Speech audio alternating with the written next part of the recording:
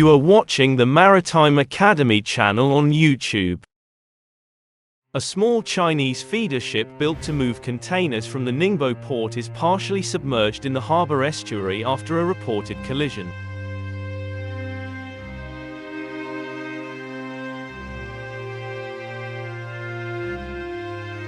Chinese officials are saying that there were no injuries, but the barge was lost in the collision. The container ship is listing after having lost 40 or more containers.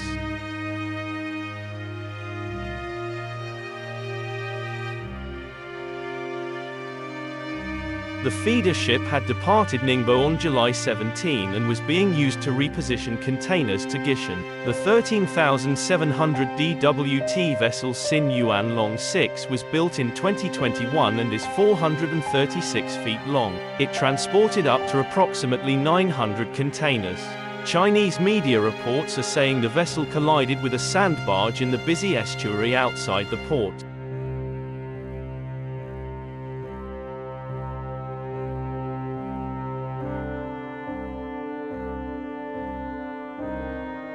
The barge sank while the container vessel became partially submerged, listing in different images to each side. It, however, is reported to have remained afloat.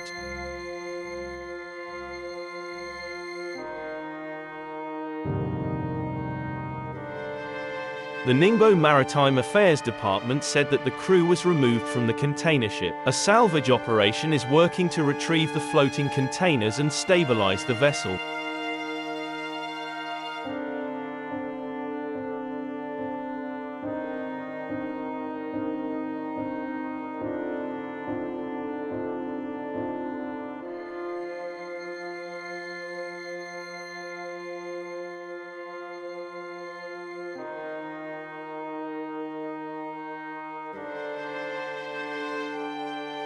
Thank you for watching us.